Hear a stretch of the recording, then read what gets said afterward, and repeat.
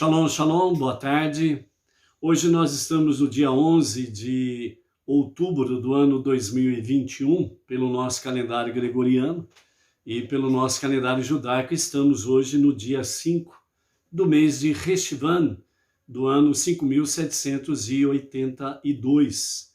Baruch Hashem, que nós estamos no segundo dia da semana, o segundo dia do Shabat, e portanto estamos aí na nossa segunda leitura da nossa paraxá semanal, Lech Lechá, que daqui a pouco vamos comentar um pouquinho mais. Vamos para a nossa gota de sabedoria do nosso Rebbe Menachem Mendel para o dia de hoje. Nós estamos a 35 dias do ano 5782. Então o nosso Rebbe Menachem Mendel, tzadik da nossa geração, assim fala conosco, com essa gota de sabedoria. Um Hassid que tivera um grande prejuízo financeiro procurou o Rabi Zalman de Liad e queixou-se de suas dívidas. Respondeu para ele o Rabi Zalman de Liad: você só está me dizendo o que você necessita. Sobre quem precisa de você, não fala muito. Faça o que Deus espera de você e Ele dará o que você quer dele. Ou seja, nesse aprendizado que o nosso Rebbe Menachem Mendel traz para nós, é que muitas vezes nós ficamos envolvidos com os nossos próprios problemas, com as nossas próprias dificuldades e adversidades, e nós nos esquecemos realmente de nos preocuparmos com o próximo e as suas necessidades. Então aqui o Rebbe, ele cita esse caso aqui e dá esse exemplo em que o Rabi Zalman de Liad, ele respondeu então a esse seu amigo, esse seu companheiro, né, sobre essa adversidade que ele estava passando. Então ele disse para ele, sobre quem precisa de você, você não fala, você não se preocupa. Então, faça o que Deus espera de você e Ele dará o que você quer dele. Então, dentro desse sentido, o que o Rebbe quer nos ensinar é que, apesar das nossas adversidades que nós temos pela frente, apesar das nossas adversidades que nós encontramos, né, os obstáculos que nós encontramos na nossa vida, do nosso dia a dia, o Rebbe diz, procure realmente cumprir a vontade de Deus, realmente esteja amando a Deus acima de tudo e de todos, ou seja, ame verdadeiramente a Deus e sirva-o com amor e com alegria. E assim também, né, ame o teu próximo como a si mesmo, né? Apesar de todas as dificuldades, o que nós não podemos é esquecermos verdadeiramente da base de todos os mandamentos, né? Então é isso que o Rebbe quer nos mostrar nesse sentido aí, ok? Baruch Hashem. Vamos então em frente na nossa jornada de hoje, na nossa segunda aliá, a nossa segunda leitura da semana, da paraxá semanal Lech Lechá, ou seja, vá por você. Nós temos algumas coisas interessantes, né, para podermos recapitular, podermos recordar os ensinamentos dessa nossa paraxá. Sem sombra de dúvidas, estamos entrando aqui na grande jornada de Avraham Avinu, o nosso pai Abraão. Então, no começo, né, da nossa paraxá semanal, nós temos aí sobre a questão que Deus disse a Abraão, né? Aliás, a Abrão, que ainda ele era Abrão aqui, né? Dizendo para que Abrão saia de sua terra, do lugar de seu nascimento, da casa de teu pai, para a terra que eu te mostrarei. Então nós temos aqui as seguintes expressões no hebraico referente a esse primeiro versículo do capítulo 12, onde diz assim, Lech Lechá, me'artsecha, mimoladetecha, umibeit avicha. Ou seja, Lech Lechá, vá para dentro de você mesmo e encontrarás força para fazer a tua jornada. Ou seja, quando nós temos ler lechá, vá por você mesmo, que é a forma costumeira traduzida, né? Mas de uma forma mais profunda, aqui a sabedoria, né, dos nossos mestres fala que de forma mais profunda, em nível mais elevado de interpretação, então os nossos sábios dizem que ler lechá está realmente uma conexão em que diz, vá para dentro de você mesmo, para encontrar o seu eu original, primordial, essencial. E assim você encontrará forças para poder realmente prosseguir a tua jornada. E na sequência do fato aqui envolvendo Abrão, então qual é a força que ele vai encontrar? É a força para sair, porque a segunda expressão diz mear tserá, que está escrito, né, na sua tradução, sair da tua terra, que significa as suas tendências naturais. Então, era isso que Deus estava falando para Avram, né? Ler lechá mear tserá, ou seja, vá para dentro de você mesmo, encontre o seu eu essencial, primordial, certo? E então você terá forças, encontrará forças para sair. Sair de onde? Sair da tua terra, onde tem as suas tendências naturais. E a terra de onde Deus ordenou para que ele saísse, a tendência natural era idolatria e a promiscuidade. Então, ler lechá, mear tserá.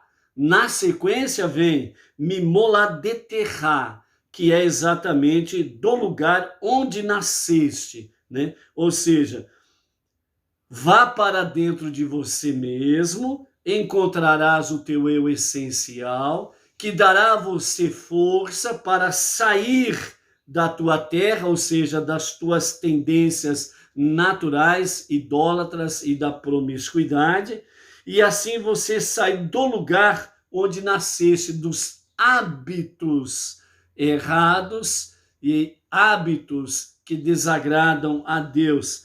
Então, esses hábitos adquiridos naquele meio ambiente, você vai sair de tudo aquilo. Então, uma das coisas aqui que os nossos sábios mostram para nós e conversam sobre isso é que, de fato, o meio ambiente, ele influencia muito o desenvolvimento das crianças, dos jovens, dos adolescentes e dos adultos. Então, o meio ambiente, ele sim, pode influenciar de forma ou negativa ou positiva. Não restam dúvidas quanto a isso daí. Então, nós temos ler lechá, mear tserá, mimoladeterá, e aí então nós chegamos na parte final que diz umibeit avirá, umibeit avirá, que é exatamente sair da casa do teu pai, né? Que é exatamente o que? A educação que recebesse na sua casa. Aqui a educação que está em foco não é a falta de respeito para com os pais, em absoluto. Mas aqui a educação que está dizendo também não é a boa educação. Mas aqui o que está dizendo o mibeit avirá, da casa do teu pai, que significa a educação que recebeste, a educação idólatra que recebeste de teu pai. Então era isso que Deus estava falando para Avram.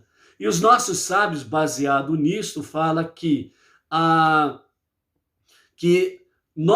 única forma de nós desobedecermos os nossos pais, sem faltar para com eles com o devido respeito, obviamente, mas não somos obrigados a obedecer os nossos pais se eles vêm exatamente exigir de nós, né, dos filhos, que venham fazer alguma coisa que seja contra os mandamentos de Deus. principalmente dentro do campo da idolatria. Então, o filho, ele não é obrigado a obedecer os seus pais neste aspecto. Obviamente, não é para faltar com devido respeito aos pais, apenas vai dizer ao pai ou à mãe, dizendo, ó, eu não vou obedecer a ti por causa disso, porque isso é idolatria e não está de acordo com os mandamentos de Deus. Ponto. Não precisa entrar em discussão, não precisa entrar em choque, muito menos com palavras ou gestos agressivos,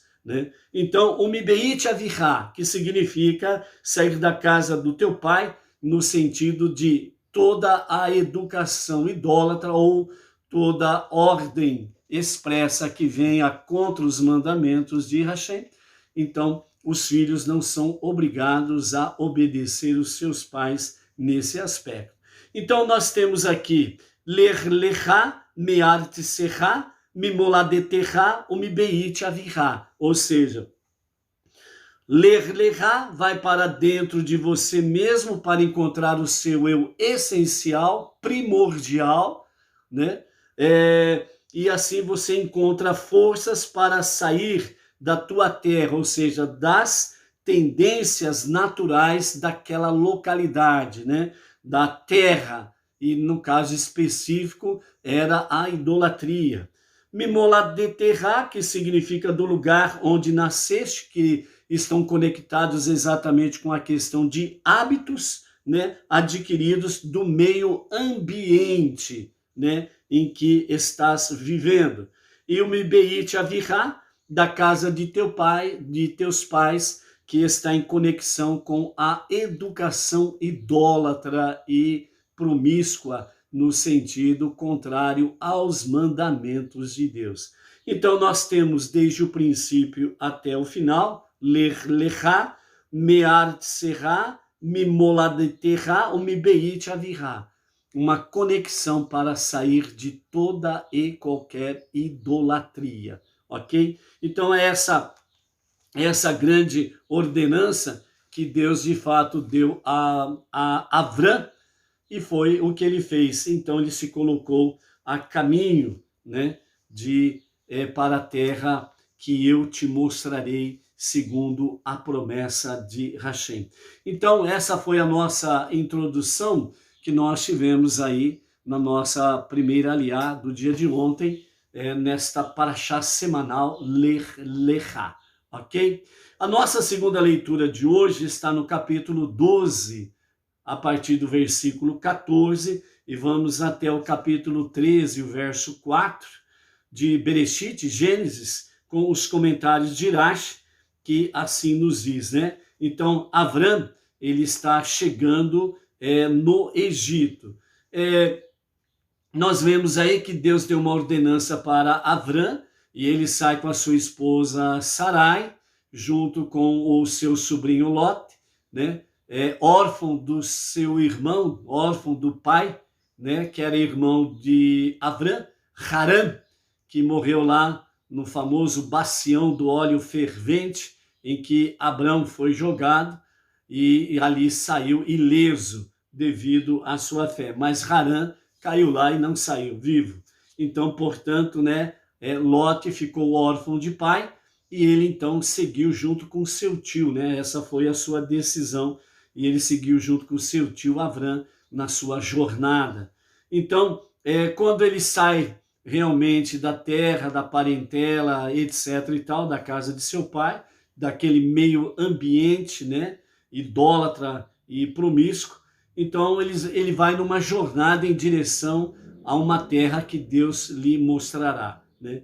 Quando ele chega então ali nas cercanias de Canaã, a primeira coisa que ele encontra ali é fome, né? Então há uma seca, há uma fome, e ele tem que sair dali e já ir para o Egito, né? De uma certa forma, quer dizer, a sua jornada começa com um grande teste, né? Então ele sai para ir a uma terra que Deus lhe mostrará, e quando ele chega ali, tem uma grande seca, fome, e ele tem que ir para o nível mais baixo ainda, que é o Egito. O Egito, descer ao Egito significa sair de um nível espiritual elevado e ladeira abaixo, Egito, descer ao Egito, significa tudo aquilo que não presta, né? Então, é nesse sentido que se fala descer ao Egito. E quando se diz subir a Jerusalém, a Jerusalém, é subir a todos os níveis elevados de santidade, pureza, de bênçãos e estar na presença de Hashem. Então, essa é a grande e maravilhosa diferença. Descer ao Egito, subir a Jerusalém. Então, Abrão vai para o Egito, né? Então, quando chega no Egito, segundo a nossa leitura, diz assim com os comentários de Rashi: quando Abrão chegou ao Egito, os funcionários da alfândega exigiram que ele abrisse o caixote em que escondera Sarai, a fim de inspecionar o seu conteúdo. Os egípcios viram que a mulher era muito bonita. Os ministros do faraó a viram e a elogiaram, concordando entre si que ela era suficientemente bela para desposar o faraó. Então a mulher foi levada ao palácio do faraó. Quando ele lhe perguntou, Sarai disse ao faraó que Abrão era seu irmão. Lote também não divulgou a verdade. Como previra Abrão, o faraó tratou Abrão bem por causa dela. Assim Abrão adquiriu rebanhos, gados, jumentos, servos, servas, jumentos e camelos. No mesmo dia, Deus infligiu a Faraó e a sua casa pragas severas, doenças de pele que tornavam as relações carnais extremamente dolorosas. Essa praga foi tão severa que acometeu até as paredes, os pilares e os utensílios do palácio do Faraó. Contudo, isso não o intimidou. Então Deus enviou a Sarai um anjo, que era invisível ao Faraó, e o anjo golpeava o Faraó, segundo a palavra de Sarai, mulher de Abrão, sempre que o Faraó tentava aproximar-se dela. O Faraó concluiu de tudo isso que Sarai devia ser mulher de Abrão. Ele chamou então Abrão e disse: o que é isso que me fizeste? Por que não me disseste que ela era tua mulher? Por que disseste, ela é minha irmã, de modo que a tomei para mim por mulher? Agora aqui está a tua mulher, e toma e vai. O melhor para ti será não ficares no Egito, porque os egípcios são um povo lascivo, e eu não poderei ser responsabilizado se tentarem te matar por causa dela, como suspeitaste inicialmente que eles fariam, né? Então a experiência do faraó foi exatamente essa. Ele falou: só tem uma explicação. Essa mulher é casada e ela não pode ser tocada, né? Então por isso realmente como diz, vou chamar Abrão para resolver essa parada, né? Então realmente Abrão foi, o faraó falou, ele confirmou, né? E vem aquela história, né? Porque disse que era irmã, né? Muitas vezes tem gente que interpreta isso como que Abrão mentiu, a Sara escondeu a verdade, Lote também concordou com a mentira deles quando disse que era irmã. Nós não podemos esquecer de que, principalmente nesse tempo, né? Sobrinhos eram considerados como irmãs, era uma grande família na realidade. Porque os irmãos sempre moravam em blocos, né? Sempre juntos, e a família toda dos irmãos, quer dizer, os sobrinhos, as sobrinhas, eram todos tidos como irmãos e irmãs, então era tido como uma grande família. Então, nesse aspecto aí, simplificando, esta era uma realidade dentro desse sentido aí, ok? Então, essa é uma visão de família, né? E a visão de família é algo sublime, não resta dúvidas, né? Então, dessa forma, então, quando Faraó toma a Sarai para levar para o palácio, ele já dá um monte de benfeitorias, de riquezas, presentes para Abrão. E depois que ele devolve Sarai, né, a Abrão, ele dá ainda mais presentes para Abrão. Então, Abrão, quando ele sai realmente do Egito e retorna para Canaã, então, na realidade, Abrão, ele volta muito, mas muito mais rico do que antes, né?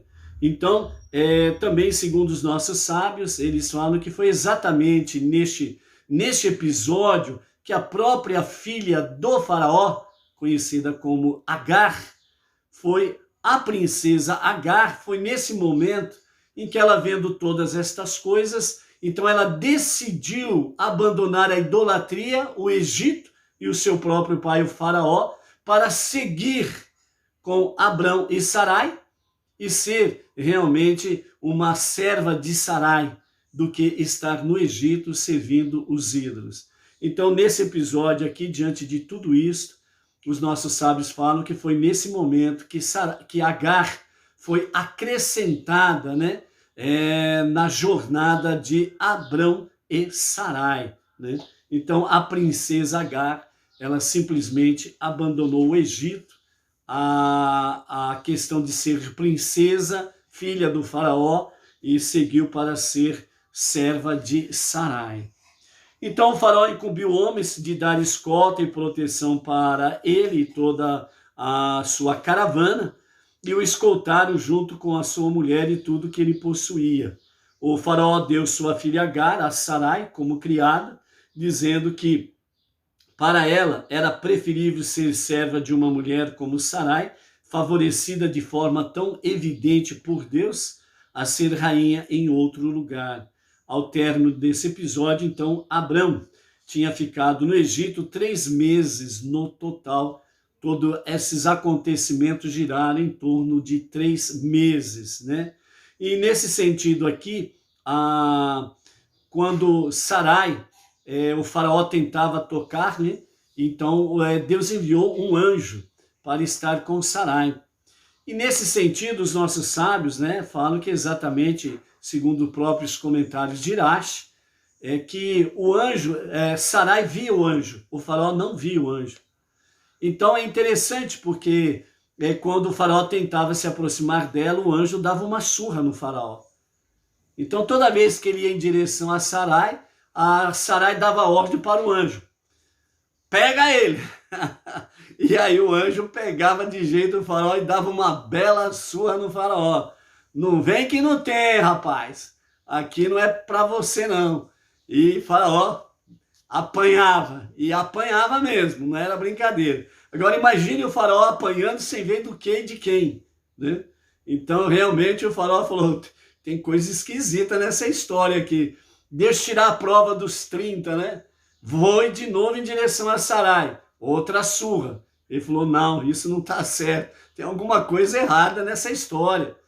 Esperou, passou um pouquinho, tentou de novo. Outra surra. Ele falou: não, essa mulher tem uma proteção especial. Eu não consigo furar essa proteção. Tem alguma coisa que é maior do que todos os deuses do Egito e todas as feitiçarias do Egito. Essa mulher, ela não é solteira, ela é casada. E o seu marido é Abrão. Chama Abrão lá. E Abrão vem e confirma. E então o faraó fala: por que você me fez? Além de eu apanhar várias vezes do protetor dela, ainda cheio de furúnculos, né? Até as paredes do palácio estão com furúnculos, os utensílios do palácio estão com furúnculos. O que você me fez? Toma a tua mulher de volta. E deu mais presentes ainda. E então Abrão saiu muito mais rico do que quando chegou ao Egito, né? Então, daqui a pouco vamos ver o comentário do nosso Rebbe falando sobre essa questão aqui, né? Aprendendo, né, algo majestoso nessa lição toda, né? Que é exatamente transformar a descida em ascensão. Transformar a descida em ascensão, né? Então, isso vai ser muito bom para nós e, sem sombra de dúvidas, vai nos levar cada vez mais próximo de Hashem. Ok? Baruch Hashem. Vamos lá, então, continuando agora, capítulo 13, e vamos até o verso 4, onde Lote deixa Abrão, né? Então, Lote, ele abandona Abrão. Ok? Edna? Então, capítulo 13, verso 1, né? Então Abrão ele vai sair do Egito nesse momento. A Diná está ligando. Do Egito, Abrão subiu ao deserto do Negueve, ele, sua mulher e tudo que ele possuía, e Lote estava com ele. Abrão estava muito carregado com riquezas, com gado, prata e ouro. Ele prosseguiu em suas viagens, voltando pelo mesmo caminho e alojando-se nas mesmas hospedarias em que ficara na ida ao Egito, a fim de impedir que ele mesmo e os donos desses estabelecimentos fossem estigmatizados, pois não retornar a esses locais poderia ser interpretado pelos outros como sinal de que era difícil relacionar-se com ele ou com as pessoas que lhe tinham oferecido pousada, e pagar as dívidas que contraíra na descida para o Egito. Ele viajou do sul de Canaã para Betel, ou Bet-El, até o lugar onde tinha no princípio a sua tenda entre Betel e Ai, o local do altar que construíra ali primeiramente, e onde Abrão invocara Deus. E agora, de novo, Abrão invocou Deus ali, né? Então, aqui nós encerramos a nossa segunda aliá. Então, vamos para o nosso comentário do nosso Rebbe Menachem Mendel, o líder da nossa geração, o justo da nossa geração, que nos fala a respeito dessa nossa segunda aliá. Então, o nosso Rebbe Menachem Mendel, ele diz, né? O primeiro desafio com o qual Abraham se deparou na terra prometida foi exatamente a fome, que se estabeleceu imediatamente depois de sua chegada, forçando-o, então, a deslocar-se temporariamente para o país vizinho, que era o Egito. Então, dessa forma, o nosso Rebbe diz, transformar a descida em ascensão. Quando Abraham foi ao Egito, em vez de poder continuar com a divulgação e o renascimento do monoteísmo na Terra Prometida, Abraham foi forçado a ir para dentro daquele que era o mais proeminente bastião do paganismo no Egito. Quão irônico deve ter sido, né, testemunhar esse ambicioso monoteísta subitamente reduzido a buscar a misericórdia em um ambiente natural, ou melhor dizendo, um ambiente cultural que zombava de todos os seus ideais. Contudo, milagrosamente, a sua sorte foi revertida. Pouco tempo depois, Abraham viu os próprios egípcios implorando-lhe por misericórdia, e logo depois ele retornava à terra de Israel com mais riquezas, maior reputação e acompanhado por Agar, a princesa, que abandonou o Egito e a idolatria e que se tornaria a mãe de Ismael, seu primeiro filho. Retroativamente, fica evidente que este aparente retrocesso foi apenas um estágio para que Abraham progredisse ainda mais em seus objetivos divinos. Da mesma forma, nunca devemos nos intimidar com o mundo, nem com o mundo externo a nós, nem com o nosso mundo interior, pessoal dos desejos, medos ou ideias preconcebidas. Uma vez que atendemos ao chamado de Deus para ir em busca de nós mesmos, lechá, vá para dentro de você mesmo, não estamos mais restritos aos limites de nossas capacidades. Inclusive, os aparentes retrocessos provarão ser, em última instância, parte integrante do processo que nos conduzirá às realizações maiores de nosso propósito divino na vida. Ou seja, amados, nessa visão do nosso Rebbe Menachem Mendel, o tzadik da nossa geração, ele fala que nós precisamos aprender a transformar a nossa descida em ascensão. Ou seja, Seguindo o exemplo de Abrão, na questão aqui, que ele ainda era Avram, né? Ainda não tinha sido mudado o nome dele. Então, aqui o nosso Rebbe, ele nos fala que nós precisamos realmente não olharmos dessa forma, nesse momento, nessa descida. Ou seja, qual que é essa descida? São momentos em que nós somos provados, testados. Às vezes as coisas não estão muito bom para o seu lado, às vezes as coisas não estão lá, vamos dizer assim, não estão lá tão positivas, né? E você se vê assim como numa descida, né? Um momento turvo na vida, um momento espiritualmente que você sente que está numa corda bamba, né? Situações em que você sente aflição, angústia, tristeza. Você está numa descida. Então o Rebbe vem dizer para nós que nós precisamos aprender a transformar a descida em ascensão. Então, quando isso é uma realidade nas nossas vidas, então, como diz, nunca devemos nos intimidar com o mundo. O mundo externo, o mundo aí fora, não pode nos intimidar. Não pode nos trazer medo e nem pavor.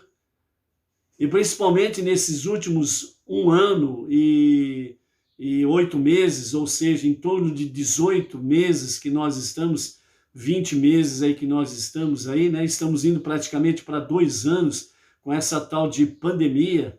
Muitas pessoas estão numa loucura. As pessoas estão em pânico, muita gente.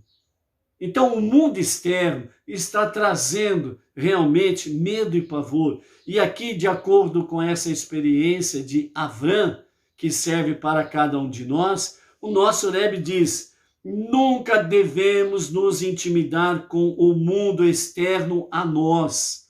Então esse mundo aí fora, ele não pode te intimidar, ele não pode trazer o pânico, o medo, o pavor para você. Enquanto que o mundo externo está dessa forma, você precisa ter ascensão. O mundo está de pinguela abaixo. Você não pode ir de pinguela abaixo.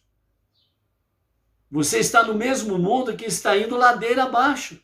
Mas você não pode estar indo ladeira abaixo. Você tem que estar no caminho inverso. Então, dessa forma, o mundo externo não pode, em hipótese nenhuma, te intimidar, seja a forma que for. Assim como também o nosso mundo interior, que é o nosso mundo interior, é nós lá dentro. É lá dentro o nosso eu. Então esse mundo interior, ele não pode também nos intimidar com os seus desejos pessoais, os seus medos, as suas ideias pré-concebidas, né? Então, nós temos muitas ideias pré-concebidas. E por causa dessas ideias pré-concebidas, nós muitas vezes achamos que somos os donos da verdade absoluta. E nós não somos. Nós estamos aprendendo. E hoje, né? Hoje nós sabemos que muitas verdades, entre aspas, que nós defendíamos lá atrás, não são verdades, não eram verdades. Porque nós tínhamos ideias pré-concebidas. Então esse mundo interior nosso, com as suas paixões, seus desejos, seus medos, seus conflitos, suas aflições, suas ideias pré-concebidas, também este mundo interior não podem nos intimidar. Então, dessa forma, nós precisamos atender ao chamado de Deus, que é ler lechá, vai para dentro de si mesmo e encontre o teu eu verdadeiro, essencial, original, a tua alma divina. E nessa conexão, seja forte e faça com que um verdadeiro monoteísmo, com a unidade e a unicidade de Hashem, seja levado a todos os recantos da terra. Então, dessa forma, verdadeiramente, Deus nos capacitará para podermos realizar grandes coisas, para que em tudo Ele, o único Deus, o único Salvador, seja de fato honrado, seja reverenciado, seja respeitado e seja adorado como deve ser. Ok? Esta é a nossa jornada de hoje. Amanhã teremos mais. Shalom, shalom. Até amanhã.